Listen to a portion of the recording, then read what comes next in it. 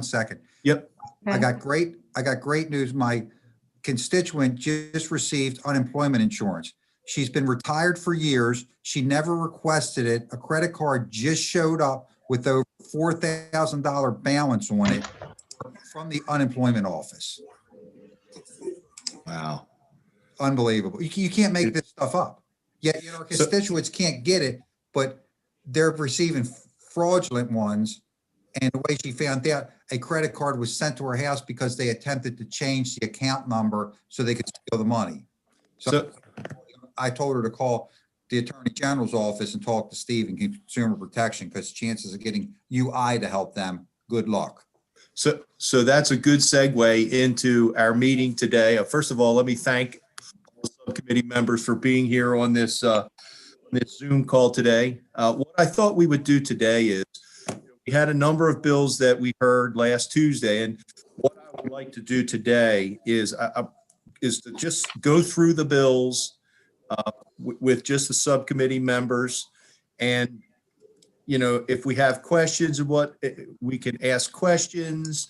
And I'm just going to have, like I said, I'm going to have Laura take us through all of the bills. And let me just say this: we're probably going to have to meet a couple of times over this next week, so that we can get these bills. I'd like to have them voted on a week from Monday. So again, it's probably going to take a couple of sessions or more to work through these bills. So with that, Laura, why don't you go ahead and walk us through the bills? Okay. Hello, everyone. Oh, you're putting it on the screen. I don't have to. Okay. Yes. So Great. we have, I'm going to adjust the sizing and you all let me know if it's now too small. Does that look okay? I can read it. Okay for me. Okay. Yeah, I can read if I can. Yeah. It's good. Okay. So we have 7 bills on the agenda today. It's probably the biggest subcommittee agenda I've ever had. So normally I send out the bills and the fiscal notes, but the packet was 50 pages just with the bills. So hoping that if there are certain points, I'll try to reference notes in the fiscal note, but if you need to refer separately to them, I can share screen or we can pull them up individually just to look at them. So, Mr. Chair, would you like me to just go in bill order? Yeah, that'd be fine. Okay. So the first bill on the agenda is House Bill 907. This is Delegate Carey's study bill. So this bill generally requires the Maryland Department of Labor, in consultation with DLS, to study and make recommendations regarding certain reforms to the UI system. The thinking behind this study was that it would encompass some of the broader, more substantial reforms that are being discussed. With the pandemic still going on, it's a tenuous situation, potentially making permanent changes to the system. So this study is supposed to look at a number of issues.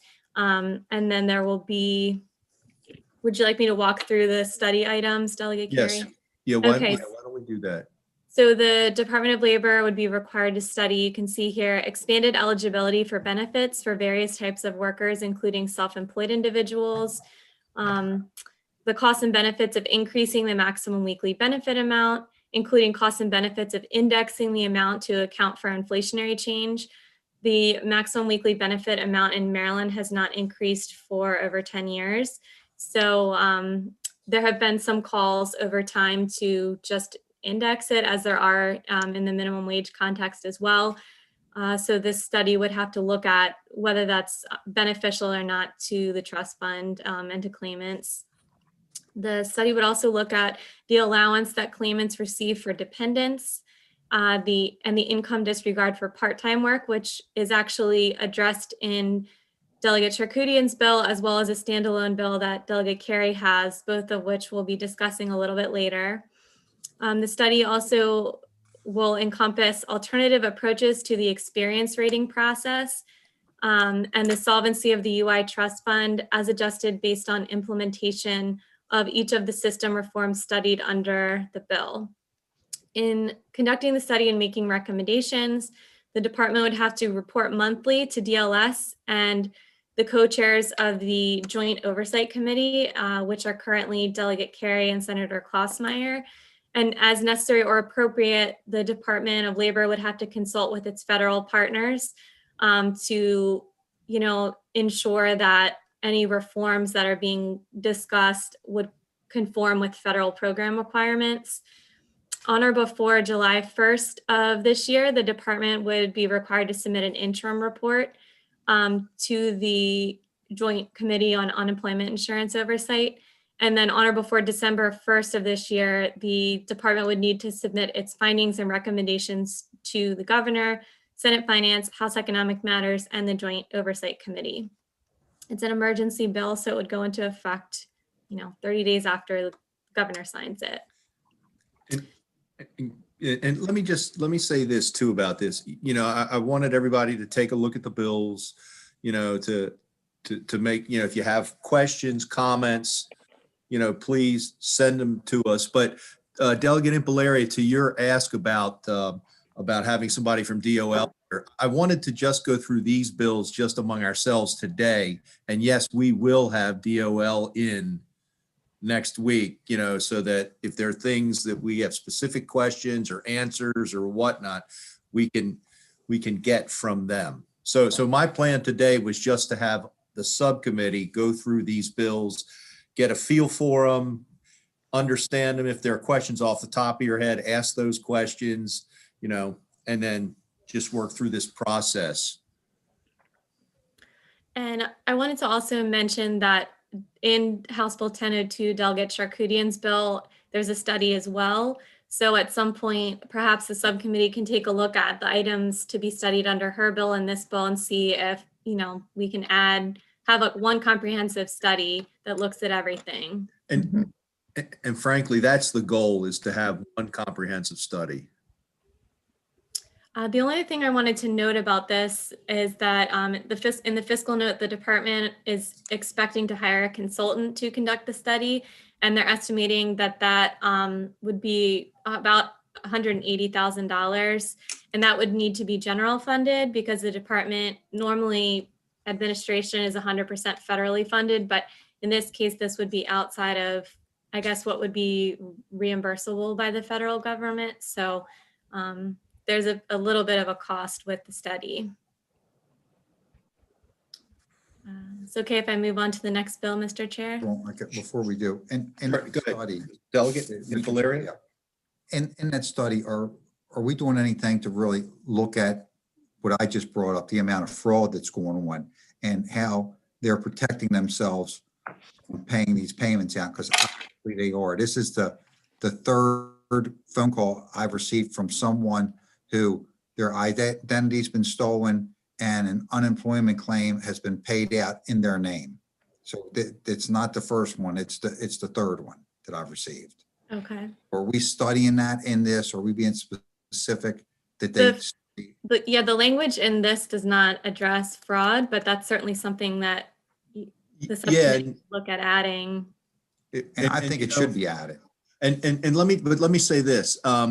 I agree with you that we should probably study it. I need to know on how we might do that. But the other thing is, does it need to be in this bill, or, and we'll get to it, the accountability, the disaster recovery plan that I want them, that we're looking at to do? That's the accountability and transparency bill. I mean, I think it needs to be studied. I'm just not, is it in this bill or the other bill? So, and I agree with you. And my question is, should the Attorney General's office and should the Maryland State Police be part of that fraud part of this study? And what we're going to do to stop it, and how, and I know we don't have answers right now. Maybe Laura can look into it and get us some answers back, but I think the Attorney General's office should be playing a major role in dealing with the fraud, and the Maryland State Police should.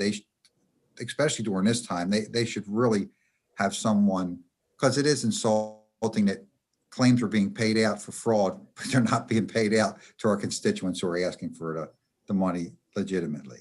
So I don't want to keep belaboring it. Mr. Chair, Go ahead. I'm Delegate, sorry. Delegate Yeah. Rogers. Chair Carey, I mean, this is really for Delegate Impalaria.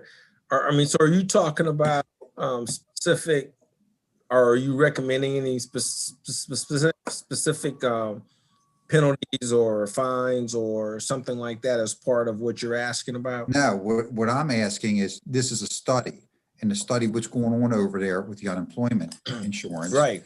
So part of that problem that's going on, which I'm discovering more and more, is the fraud. And my question is, we should be studying that as part of this. We should be studying the fraud and who's actually in charge of investigating this. And, should the state police be playing a role in it? Should the Attorney General's office be playing a role in this? And that's my thought on this is because I'll be frank with you, I'm getting answers that, well, that money's paid out and it's going and there's nothing we can do about it. Seems like there's no effort to stop it. And on some of this stuff, it was so obvious that it was fraud that the claim should have never been paid out. Never. Okay, so Mr. Chair, in that case, I'd like to ask Laura, she may have some insight in terms of, okay, so if we're gonna be asking the Attorney General's office or Department of Labor or whoever is as part of the study, what are the existing penalties that exist for someone when they're implicated in terms of the fraud that Delegate Blair is talking about? That is something I don't know off the top of my head. I know that in the big fraud investigation that came to light over the summer, the U.S. Attorney's Office was involved. So it was federal prosecutors who were working with the State Department of Labor to, I guess, penalize or, bring justice to the people who were committing fraud.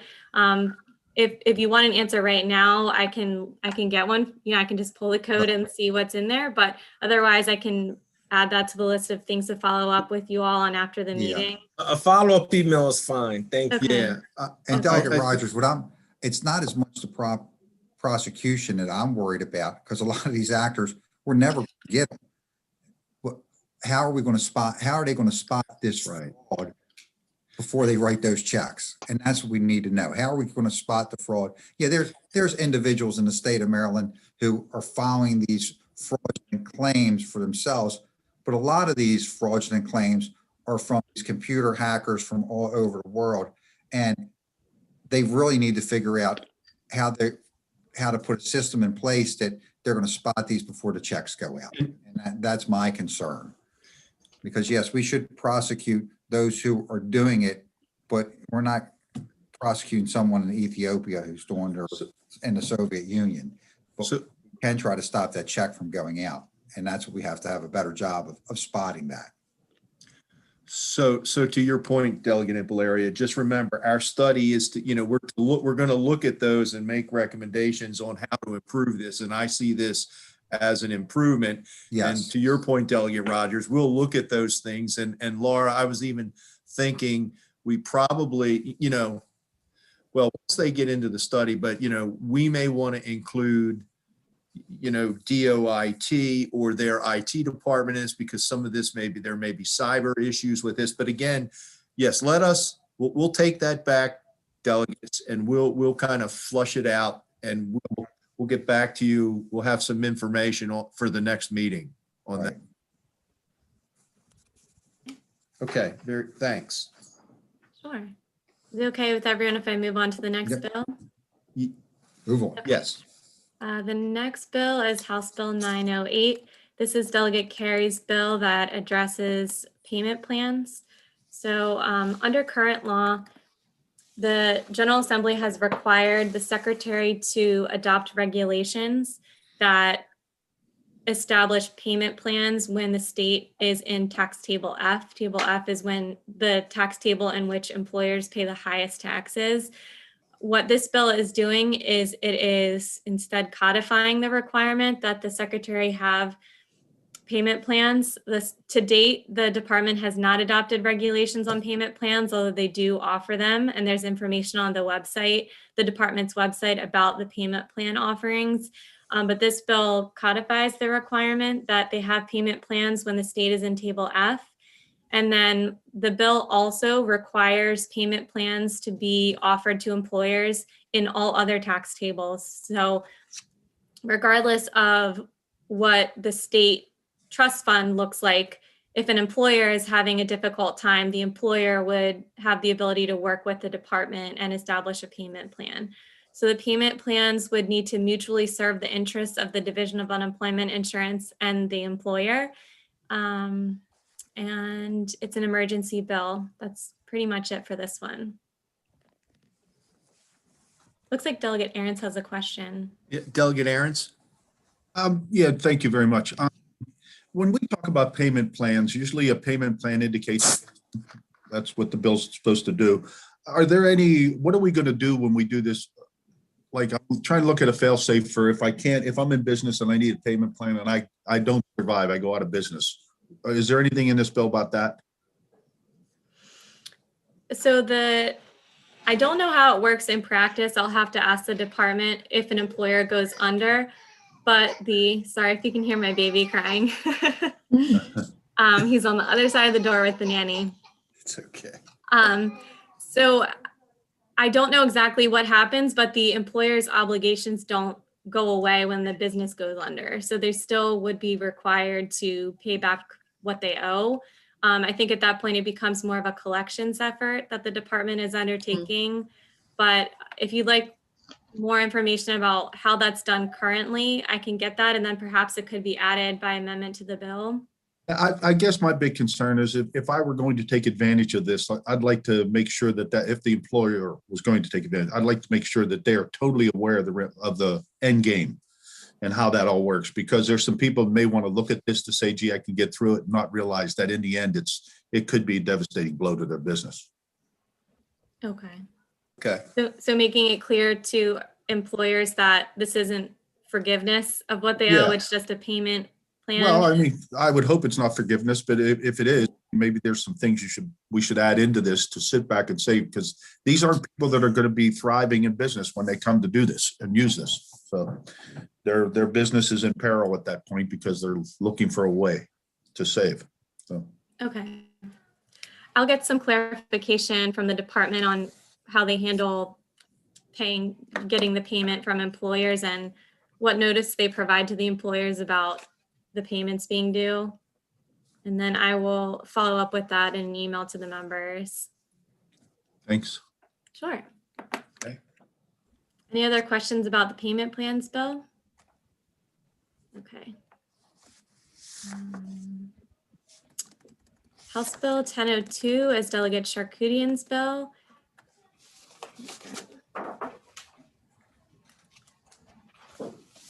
So this is the bill that requires the Maryland Department of Labor to take specified actions in administering the state UI program. Most of the requirements relate to enhancing applicant and claimant services and enhancing general program administrative procedures. The bill also requires the Secretary of Labor to waive specified COVID-19 related benefit charges. It increases the income disregard from $50 to $300. And requires the Department of Labor in consultation with the Office of the Attorney General and the Joint Oversight Committee to conduct a related study.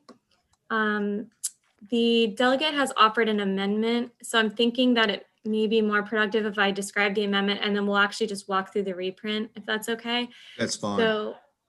So the amendment that she's offered requires the Maryland Health Benefit Exchange to open a special or other enrollment period. Sorry, I'm scrolling to the reprint.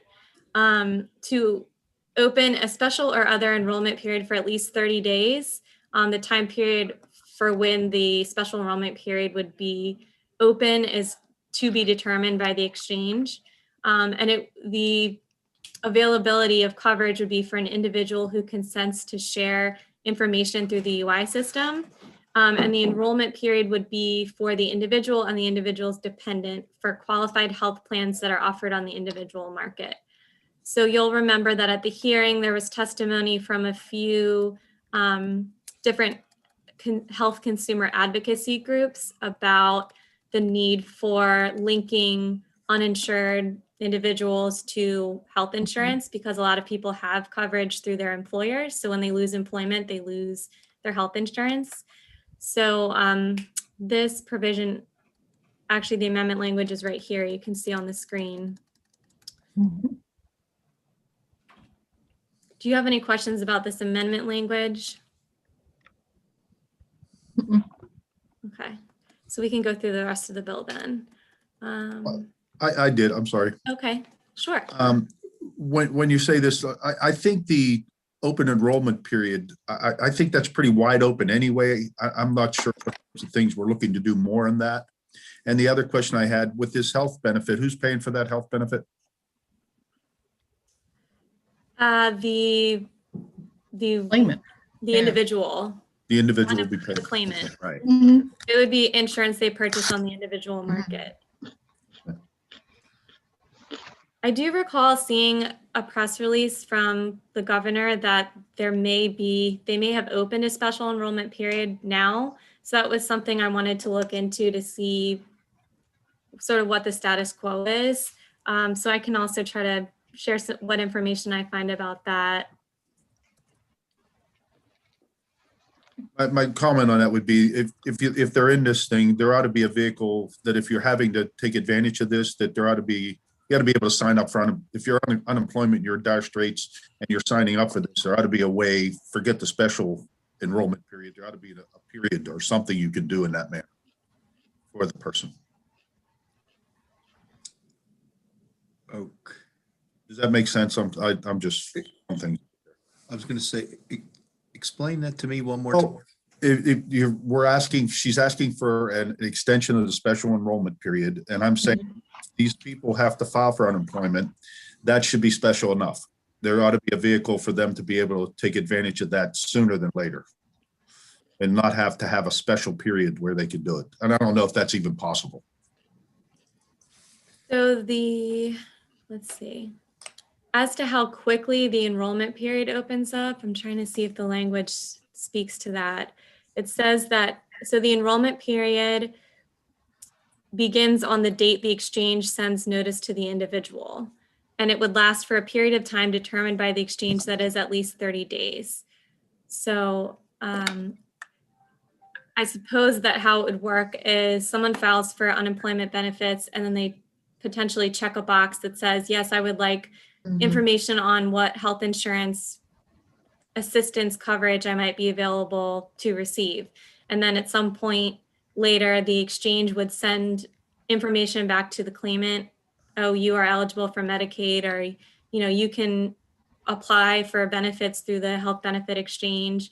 And at that point, the enrollment period would be open, and it would have to be open for at least 30 days for the person to make a choice about whether to find coverage on the exchange or not. Right.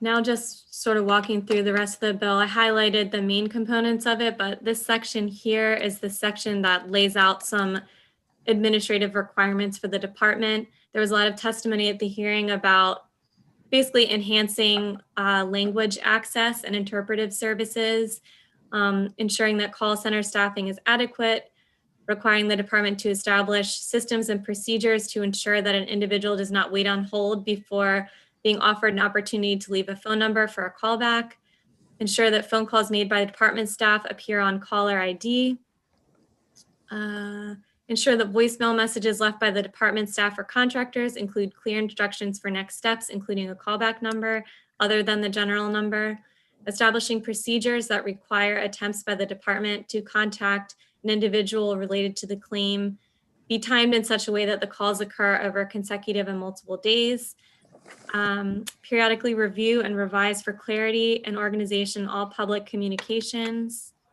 Let me scroll down. You see, it's pretty extensive. No, Insured, I read this and I have to admit, I don't know if it belongs in statute. That's what I Um, was thinking. I certainly don't disagree that these were the problems because Right. just like everybody else's staff, my legislative staff spent hours and hours on this. I'm not sure what the other solution is as to whether, we send it to them to, As a and have letter. it put in regulation or something. We- I we don't could- care. It can be well- in statute, but it's a little detailed for, Madam Vice Chair, it's funny, we've been back and forth with them for 11 months. it's And true. we've been asking these things from them and, kind of getting nowhere. I can just say, like the phone number that comes up on your phone so that you see that it's unemployment when they're calling you. Mhm. We got nowhere. Wow. And I think that's the frustration Yeah. that Okay. you're I'm sensing. fine. I think they should do all of those things. I just wondered whether statutory was the right place, but. Yeah, and we can have further discussions on that, but again, Mhm. it's I just don't the disagree with customer you. It was service. highly frustrating. Yeah, exactly. And we all of us felt it all across the state and Absolutely. and these are the things that we've heard primarily from Yeah. our Constituents, members. right? Yeah, who've heard from their constituents. You're absolutely right. Mhm. Okay. Did the department submit any testimony on this? not on any of the bills. No, for Pete's sake. Nope. Well, then it serves them right. If they don't like it and we pass it and they haven't commented, I think Then we're it's their hoping fault. that they'll be at the table perhaps at the next meeting or at some Yeah. point to Yeah, get, make sure that whatever moves forward is Yeah. compliant with federal program requirements and doesn't put them in a bind with meeting those, requirements. And again, that's my intention is, we want to bring them in to hopefully we can bring them in and have this discussion, but I just wanted us to have this discussion among ourselves okay. first. Well, here's my thought on the whole thing. The governor kind of threw us under the bus and said, we're supposed to fix this thing. Well, Will Rogers said, and I have it here behind me, and it says, stupid got us into this mess. Why can't stupid get us out of it? So, I want to make sure that we're careful that we don't put ourselves into the noose that all of a sudden it becomes our fault that it's messed up. And I think that's exactly what he wants to do, and that's why he's not here. That's why his people aren't here. And here's that little plaque, just to let you know. All right. So That's an we- excellent point. Yes, so we need to be careful that we're not stepping into the noose that Right. I think he's trying to create for us. And this language, I think it would be better if we sent it in a letter to them rather than put in the actual statute. But that's something we should discuss. And I agree with Delegate Carey. We should discuss that. Okay. One thing I did want to add, if I could, Mr. Chair, is in the fiscal note, while the department didn't offer testimony on this bill, for all the bills, they responded to the fiscal note writer who asked about the impact on the agency. And so for House Bill 1002, the state fiscal effect section of the fiscal note sort of gives their impression of the bill. The department generally believes that it has either met or cannot further enhance services already provided for some of the requirements and estimates significant operational effects and or implementation costs for others. So if you look at the state fiscal effect section of the fiscal note, that's sort of the clearest, I guess, impression we have as to the department's stance on some of these proposals. We're going to need to bring them in because I just find it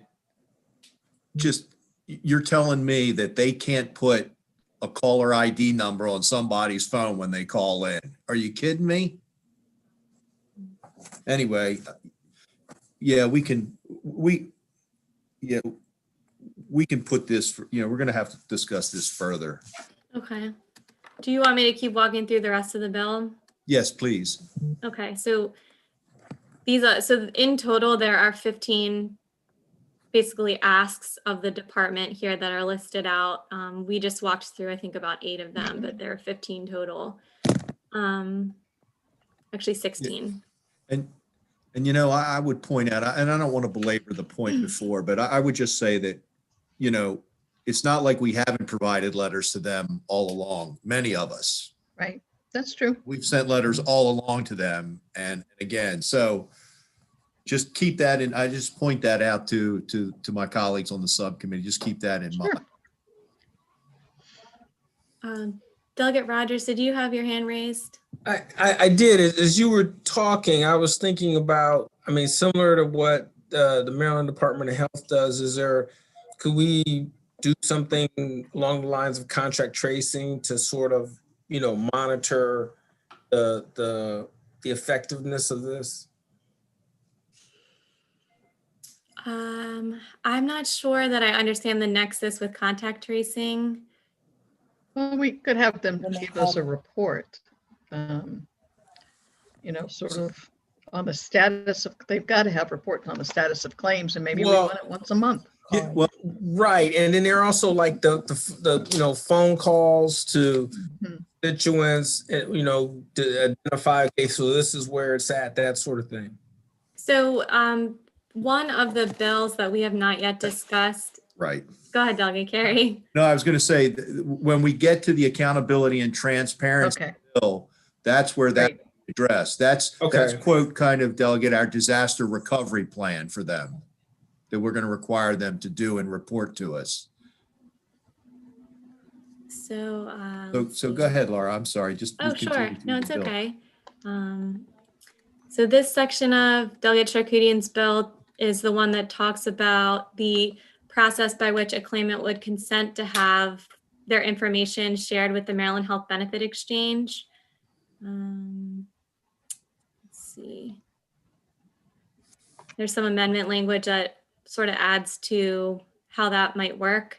One other thing I'll note is that the state is going to have to be really careful if you decide to go forward with this linking of information between UI and the Health Benefit Exchange, because of the requirement that our state conform to federal program requirements, we have received some advice from the AG's office that indicates we need to be treading lightly, because the UI system hasn't typically linked itself to another agency like this, and the UI staff aren't really experienced necessarily in helping people navigate their way over to getting healthcare coverage. So this is a point that we should make sure, I guess, we're running any language potentially by the department, and they in turn turning it over to the federal government to make sure there's no problems, if you wanted to go this route.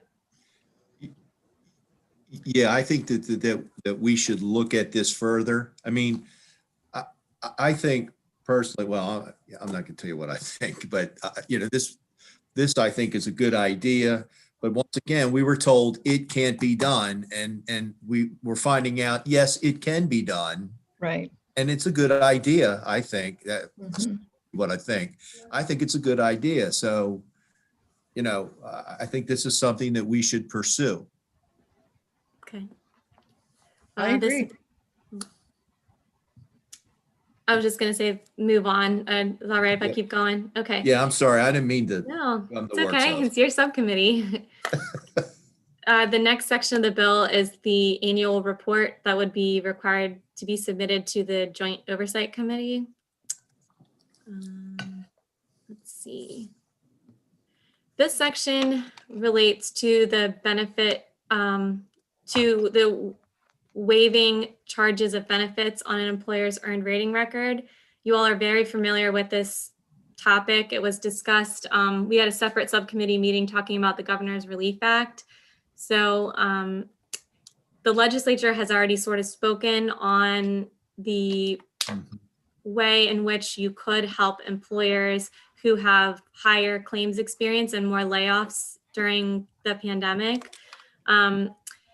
It is incredibly complicated to figure out how engrafting additional changes to the law affects employers, because the law was already complicated, and then we add the Relief Act, and now this would be adding another layer of changes. But the short of it is that this bill and then the next bill we're going to discuss from Delegate Weibel could offer additional relief to employers beyond what was already in place under the Relief Act. So I guess the most productive way to go through the conversation is asking, are you looking to provide additional relief to employers' experience ratings? And if so, then we can bring in the Fiscal Note writer who's very well versed in sort of the cost estimates and what employers might save under this provision of the bill. But, when Delegate Charkoudian introduced this bill, the Relief Act it hadn't passed. So the landscape is different now than it was when the bill was introduced. So if I might, so what Delegate's talking about here is my history of having employees that are unemployed and what my rate should be, correct? Right. So yeah. Let me go before. So wouldn't the easiest thing to be is on the day of the first emergency order that you're frozen to what your fees were prior to that. And then you stay there no matter what, at which you were paying, what your rate was then. Forget about your rate during the emergency orders.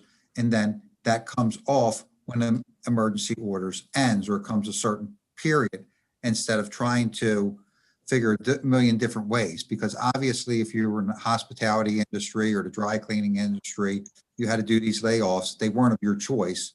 They were because of the emergency order. So I would think that easiest and most fair way to do it would say, if your history was bad prior to the emergency orders, then you continue with your bad rating. If your history was good, then you keep that rating that you had. So whatever it was, whatever your rating was the day before the emergency orders, I would think that would be fair to businesses would keep that.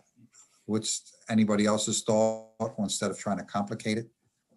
Well, I was just going to say in response, if I may, the Governor's Relief Act, which you all passed, is sort of structured, or that's the goal, is to kind of hold employers harmless for layoffs that occurred due to the pandemic. So the way that's structured, the 3-year look back period for taxes, we use a 3-year look back to determine what an employer's experience is for how many people they've had go on unemployment.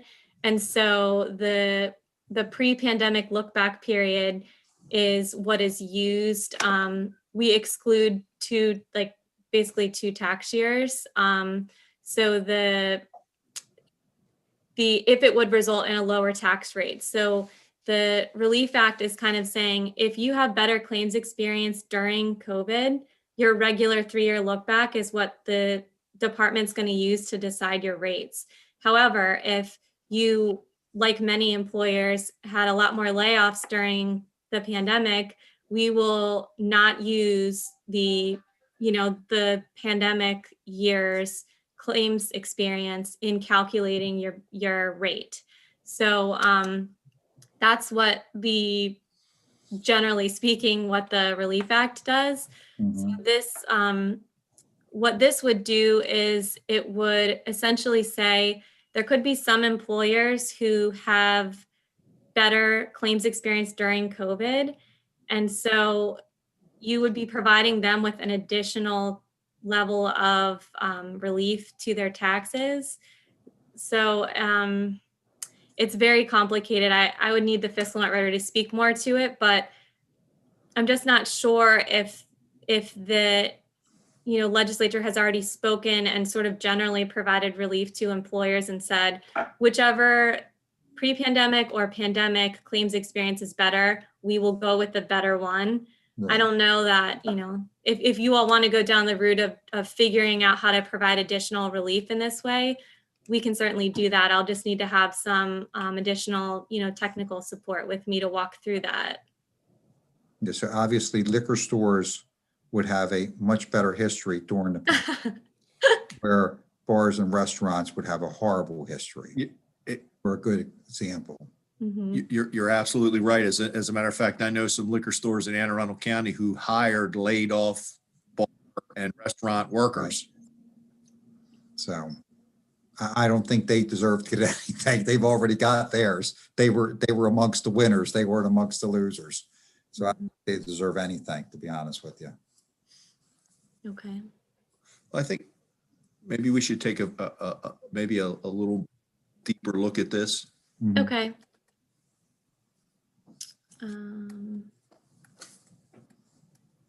This section of the bill increases what's called the income disregard. So currently, there's a provision of law that says that if someone makes more than $50 a week in other employment, everything over the 50th dollar is taken out of their unemployment benefits. And so in that way, there's a bit of a disincentive to have other sort of part-time work while you're on unemployment. So what this provision is doing is increasing the income disregard from $50 to $300. Delegate Carey has a standalone bill that's similar to this that we will discuss in a little bit. But Delegate Charkoudian's bill makes the change permanently. Delegate Carey's change is just for the duration of the state of emergency. And then he's requiring that to be included in the study, which was the first bill that we just talked about. That was one of the study topics. So that is that provision. And then this is the study component of the bill. So Department of Labor would have to collaborate with the Office of the Attorney General and the Joint Oversight Committee to look at a number of items. So this study would include expanded eligibility for benefits, examining changes to the experience rating process, examine reducing or suspending the impact on an employer's experience rating when the person is participating in a work share program. There's a separate bill, the last bill on the agenda, that talks about work sharing. This study would look at whether the state is appropriately applying the definition of employee to cover seasonal, temporary, or gig economy workers, and if needed, identify changes to the law for establishing new benefits program to help those workers. The study would look at increasing the maximum weekly benefit amount and potentially indexing that for inflation. It would look at the dependent allowance. And potentially indexing the dependent allowance. It would examine establishing standards for when an employee is entitled to claim unemployment benefits under certain circumstances, like if the worker leaves a job due to unsafe working conditions or leaves a job to guard against unreasonable risk of infection, or if the person was terminated for refusing to work in unsafe work conditions, or if the employee declined to accept work due to an unsafe work condition. So the study would have to look at this, looks like this federal report from this National Academy of Social Insurance Unemployment Insurance Task Force. And then it would be due on or before December 1st of this year. And that is House Bill 1002. It's an emergency bill. Chair, can I ask a question? Certainly, Delegate Adams. So I've been fairly quiet and just listening in. For the purpose of this particular meeting, we're not, I've heard some back and forth debate banner about, the administration and et cetera. But, we're not here necessarily to debate these bills, right? It's just trying to down, and that way we've got a future meeting that we can take this information and then talk it through. Absolutely, Delegate. We're probably going to have a few future meetings over the course of next week to talk about these bills. Just so you understand why I'm not been very active in the conversation. I'm listening and I'm printing these bills out, so I've got a file now. And frankly, Delegate, you are right on, because what I really wanted to do was have Laura take us through, and I'm sorry for the commentary, but No. I just want to make sure you understand why I've not been commenting. That this is not easy subject matter, and I'm learning. Absolutely. And like I said, that's what I wanted to do with this meeting, is have Laura take us through the bills and just have us digest what's there. If you have any immediate, so thank you. Okay. So go ahead, Laura, we can go ahead and continue through the bills. Okay. So the next bill is House Bill 1105. This is Delegate Weibel's bill on experience rating. So this prohibits the Secretary of Labor from charging for UI benefits against an employer's earned rating record if, through no fault of the employer, the claimant is unemployed due to an official order for the employer to shut down. So that is, again, touching on the, sorry, I think I skimmed past it. That's again touching on the topic that the General Assembly sort of addressed in the Relief Act about trying to hold employers harmless for layoffs. Delegate Weibel's bill goes farther than the provision in Delegate Charkoudian's bill because it isn't specific to this pandemic. It is general. So if the governor says that restaurants have to shut down or a specific industry is not able to operate for any reason, then the layoffs would not be charged on the employer's earned rating record.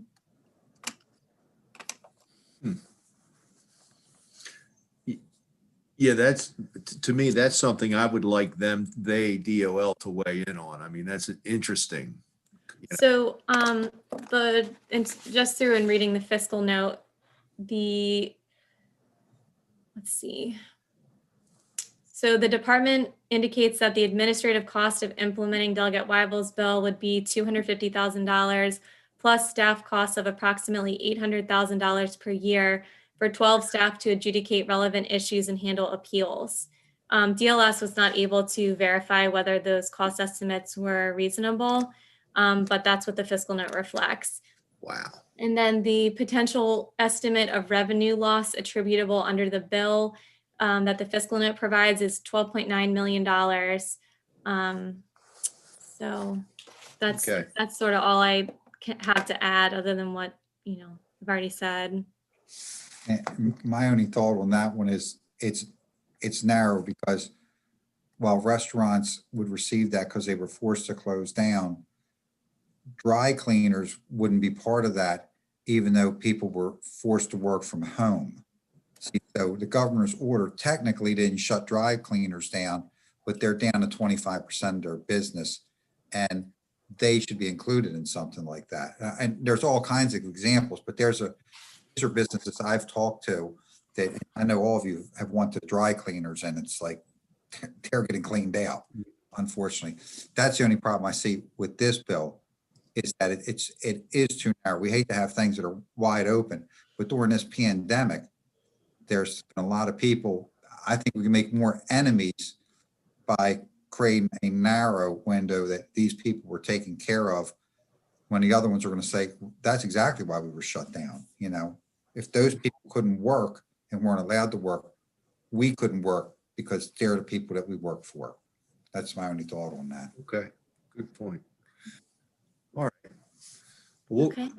We'll have more discussion on this bill. So, Laura, why don't we go ahead on to the other bills? So this is a bill that Delegate Carey was speaking about earlier. This is the Accountability and Oversight Bill, House Bill 1138. So this bill requires the Department of Labor to issue a disaster report to the presiding officers, the Senate Finance Committee, and the House Economic Matters Committee within 7 days of determining that a disaster is occurring. The sponsor, Delegate Carey, has offered an amendment to change what constitutes a disaster. So I can just sort of explain what the amendment would be. So the amendment changes the trigger for a disaster to, under the bill as it exists right before you, the disaster determination is tied to the extended benefits statute. The extended benefits statute says that, let's see, I printed it up. The extended benefits statute is basically tied to a week and the 12 immediately preceding weeks when the rate of insured unemployment that's not seasonally adjusted is 6%. So Delegate Carey felt that having a 12 or 13 week period, that's too much of a lag for there to be 3 months of a disaster going on, and then these requirements would kick in. So what his amendments do instead is just have a 4 week period, so that if there have been 4 weeks in which the state unemployment rate has been 6% or more, then this disaster report and the related requirements would kick in. And then the amendments also, let's see. The amendments also change when the disaster determination is triggered off. And so that would be when the Department of Labor is paying at least 80% of first payments within 21 days. The US Department of Labor has set that as a sort of like a core competency guideline that states are supposed to be issuing first payments to claimants within 21 days. And so the thought was that would, when the department is meeting that benchmark, that may be an appropriate time to say it's no longer a disaster. You don't need to continue reporting to the General Assembly in this manner. As far as the substance of the report requirement, so the department has to, just backing up a little, the department would have to kind of monitor the UI system periodically and determine whether the unemployed rate is reaching that 6%. When it's triggered on this requirement that there is a disaster, they would have to initiate the requirements laid out in the bill.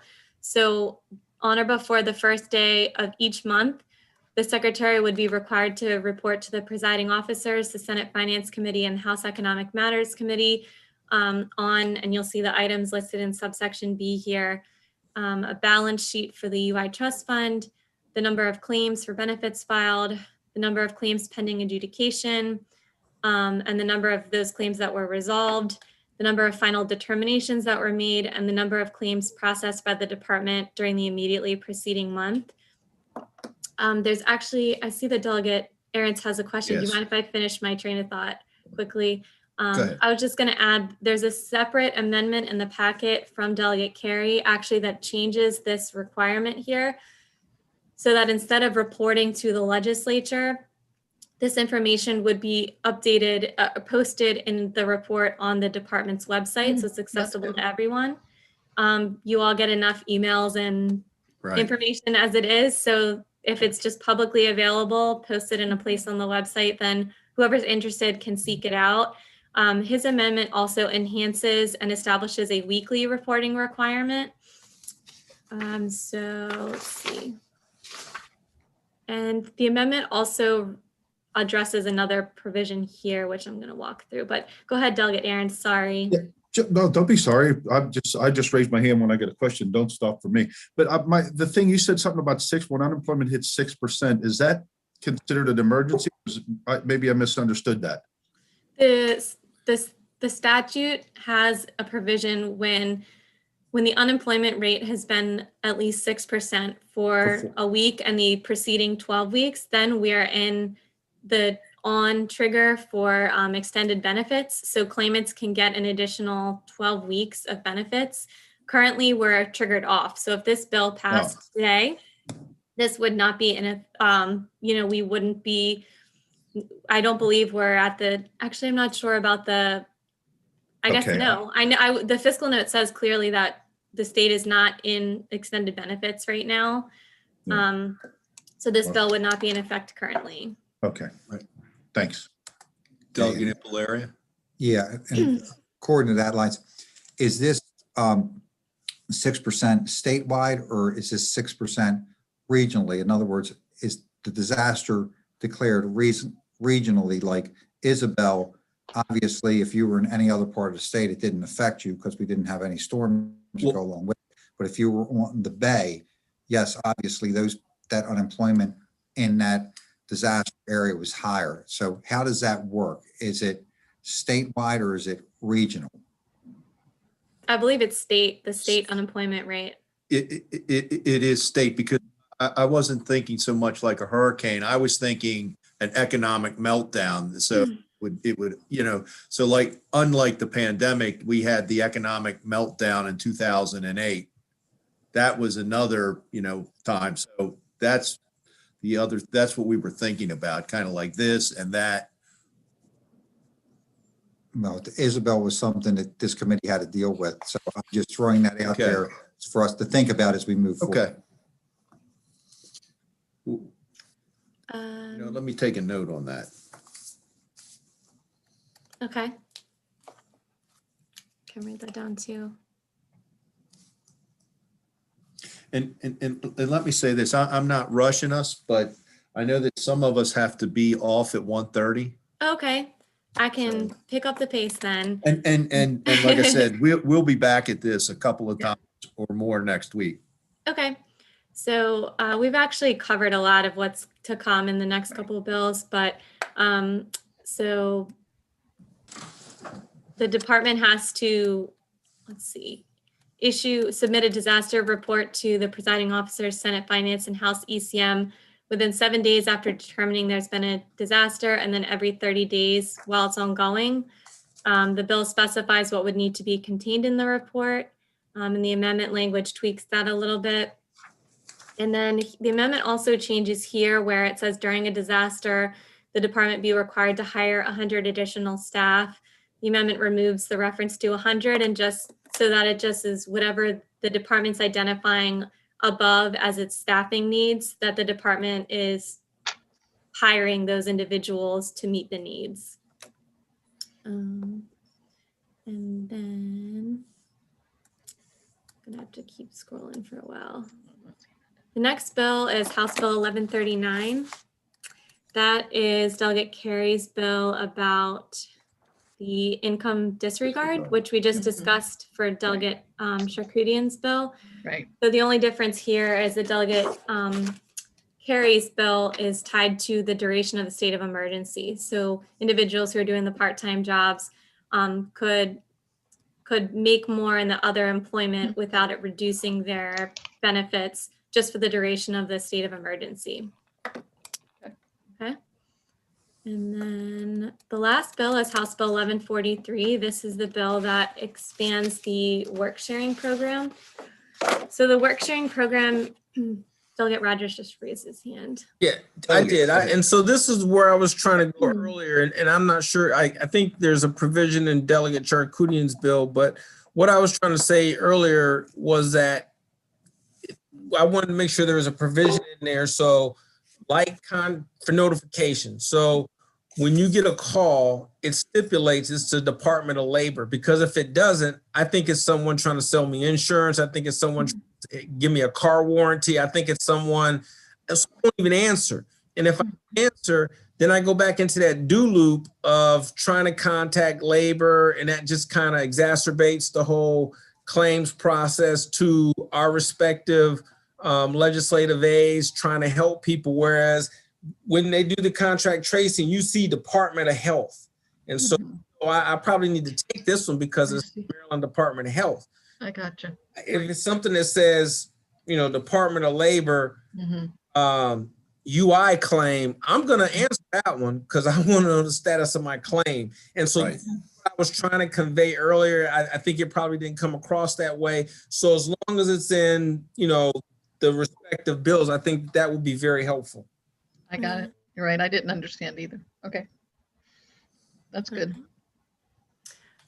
So just going back to the last bill, the work share bill. So the work share program is a program that is designed, you can see actually the purpose of the program right here on the screen.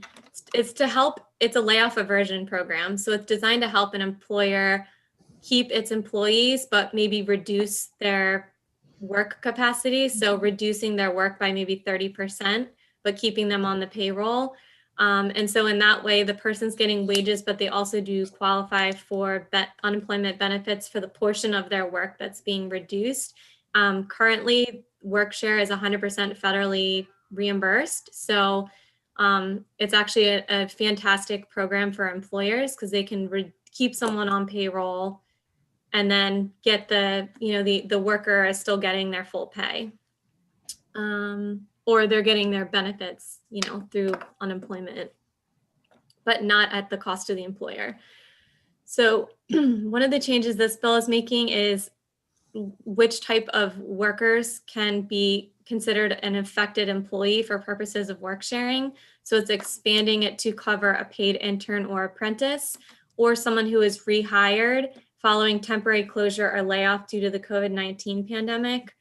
The fiscal note indicates that the department thinks that these changes may present a federal conformity problem. So that's something that the subcommittee should look at more in depth before moving forward to make sure it doesn't jeopardize any kind of federal approval or funding. Yeah, I was going to say that. Yeah, we need to look at that to make sure that this conforms.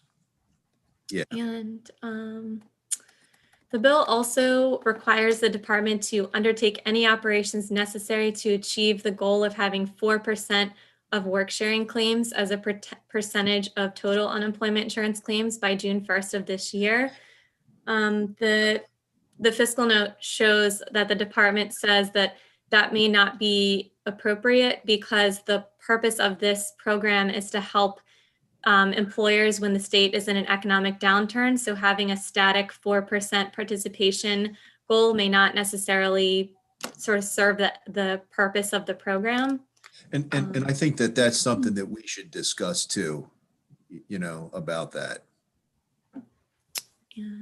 And then the bill just also requires the department to ensure that the work sharing program has sufficient staff to complete and process an application within 10 days after receiving it.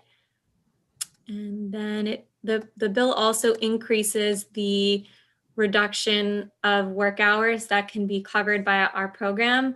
Under federal law, the range of reduction in work can be 10 to 60%, but our law is 20 to 50%. So this is expanding it so that more workers could be participating in the program. And let's see.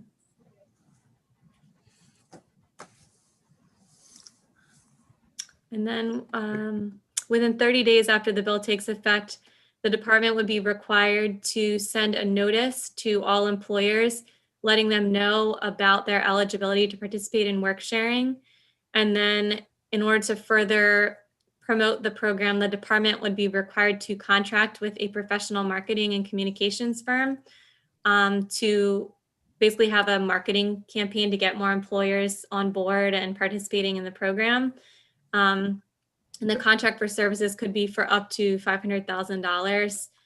The Relief Act actually contained, I think, $1 million. $1 million, yes. To promote work sharing. So not sure how, perhaps this could also be sort of amended to reflect that there's already, we may not need, I don't know if the separate contract would be using the money in the Relief Act, or we just need to make sure we're doing that the correct way.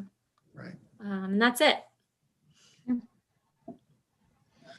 And on this work share bill, some employers that I've talked to who have used this work share program say that it's really a great way for them to keep good employees in these economic downturns. I'm sure, Laura, you just said that, Laura, but I just wanted to know that.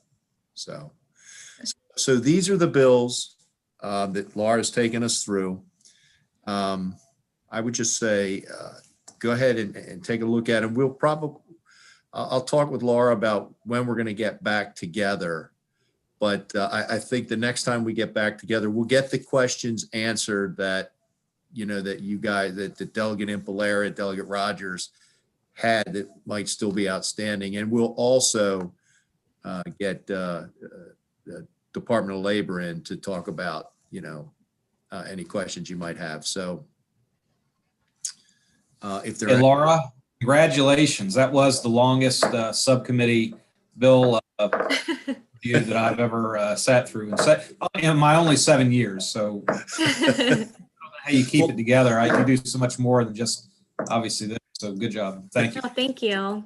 I appreciate that. Delegate Adams, I've said this to Laura before, but you know, when I was asked to be the subcommittee chair of UI, you know, whenever it was, January, December, whenever, I thought, oh, this would be great. Yeah, great. You know, we've had one UI bill since we've been in the legislature, and then pandemic hits, and it's like, oh my God. And as you've all seen through these bills, UI is such a complicated thing. If we make one tweak over here, it affects something else over there, and with the part of it.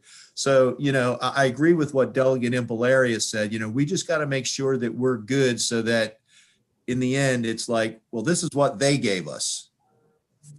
That we don't get. Just to let you know, I've been on UI for a long time. I was here when the fund was bankrupt, and we had to figure out how to fix that back when Sonny Minnick was still here.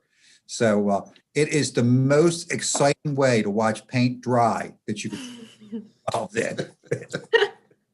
Well, I think on that note, we probably adjourn. Yes. So, Delegate Rogers had his hand raised. I'm sorry, on the Delegate- screen. Sorry, did you have a question? I just wanted, I don't want to be beat by Delegate Adams, so I wanted to take the opportunity to commend you for all that you do here, but with a lot of my consumer protection bills. I mean, you're just incredible. So I wanted to state that publicly to the committee, Oh. and thank you for everything you do. And again, I just cannot be outdone by Delegate Adams. Well, That thank you, would be Delegate problematic. Rogers. Thank you very much. It's my pleasure. All righty, everyone. Is there, I guess we need a motion to adjourn? So Sure. moved. Second. All right. All right. See, again, Adjourn. Delegate Adams, I beat you again on that. And we'll be Game on, Rogers. Game on. we'll be back in touch for our next meeting. So